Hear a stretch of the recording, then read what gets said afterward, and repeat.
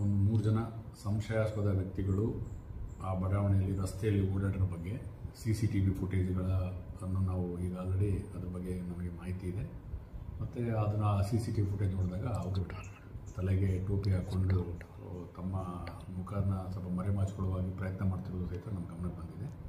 ಈ ಹಿನ್ನೆಲೆಯಲ್ಲಿ ನಮ್ಮ ಬಂಗಾರಪೇಟೆ ಸ್ಟೇಷನ್ ಇನ್ಸ್ಪೆಕ್ಟರ್ ಅವರು ಅದೇ ದಿನ ಜುಲೈ ಮೊದಲನೇ ವಾರದಲ್ಲಿ ಹೋಗಿ ಆ ಬಡಾವಣೆಯಲ್ಲಿ ಜನಸಂಪರ್ಕ ಸಭೆ ಮಾಡಿ ಜನರಿಗೆ ಆತ್ಮವಿಶ್ವಾಸ ತುಂಬುವ ಕೆಲಸ ಮಾಡಿದ್ದಾರೆ. ಮತ್ತು ನಾವು ಸಹಿತ ಅಲ್ಲಿ ಬರ್ತಕ್ಕಂಥ ಪ್ರದೇಶಗಳಿಗೆ ವಿಶೇಷ ರಾತ್ರಿ ಗಸ್ತನ್ನು ಸಹಿತ ಮಾಡ್ತಾಯಿದ್ದೀವಿ ಮತ್ತು ಸಂಶಯಾಸ್ಪದ ವ್ಯಕ್ತಿಗಳನ್ನು ಸಹಿತ ನಾವು ಪರಿಶೀಲನೆ ಮಾಡ್ತಾಯಿದ್ದೀವಿ.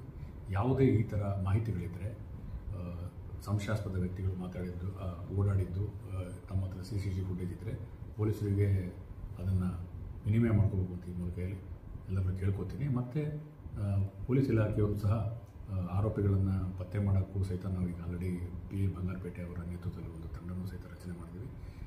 ತಮಗೂ ಎಲ್ಲರಿಗೂ ಗೊತ್ತಿರುವ ಹಾಗೆ ಕಳೆದ ತಿಂಗಳಲ್ಲಿ KGF ಪಟ್ಟಣದಲ್ಲಿ ಸ್ವರ್ಣನಗರಲ್ಲೂ ಸಹಿತ ಒಂದು ಚಡ್ಡಿ ಗ್ಯಾಂಗ್ ಓಡಾಡಿತ್ತು. ಅದು ಒಂದು ಕಳ್ಳತನ ಪ್ರಕರಣ ಮಾಡಿತ್ತು. ಯಾವುದೇ ಸ್ವತ್ತಿನ ಅಪರಾಧ ಜರುಗಿರಲಿಲ್ಲ. ಅಂದರೆ ಅವರೇನು ಒಳಗಡೆ ಕಳ್ಳರು ಮನೆ ಒಳಗೆ ಪ್ರವೇಶ ಮಾಡಿರಲಿಲ್ಲ, ಯಾವುದೇ ಸ್ವತ್ತು ಸಹ ಕಳ್ಳತನ ಆಗಿಲ್ಲ. ಆದರೂ ಸಹ ನಾವು ಅದರಲ್ಲಿ ಪ್ರಕರಣ ತೆಗೆದುಕೊಂಡು ಇತ್ತೀಚೆಗೆ ಮಂಗಳೂರು ನಗರದಲ್ಲಿ ಇಂತಹದೇ ಕೃತ್ಯ ಎಸಗುವ ವ್ಯಕ್ತಿಗಳನ್ನು ಬಂಧಿಸಿರುತ್ತಾರೆ, ಮಂಗಳೂರು ಪೊಲೀಸರು ಬಂಧಿಸಿರುತ್ತಾರೆ ಅಂತ ನಮಗೆ ಮಾಹಿತಿ ತಿಳಿದುಬಂದು ತಕ್ಷಣ CP ರಾಬರ್ಟ್ಸನ್ ಪೇಟೆ ಅವರನ್ನು ಅಲ್ಲಿಗೆ ಕಳಿಸಿದ್ದೀವಿ. ಅದನ್ನು ಸಹಿತ ನಾವು ತನಿಖೆ ಮಾಡಿ ಅವರ ಈ ಮಂಗಳೂರಿನಲ್ಲಿ ಬಂಧಿತ ವ್ಯಕ್ತಿಗಳು ನಮ್ಮ ಸ್ವರ್ಣನಗರ KGF ನಗರದ ಸ್ವರ್ಣನಗರದ ಕೃತ್ಯದಲ್ಲಿ ಪಾಲ್ಗೊಂಡಿರೋ ಬಗ್ಗೆ ಹೆಚ್ಚಿನ ಮಾಹಿತಿ ಸಂಗ್ರಹ ಮಾಡಿ ಕಾನೂನು ರೀತ್ಯ ನಾವು ಮುಂದಿನ ಕ್ರಮ ವಹಿಸ್ತೀವಿ.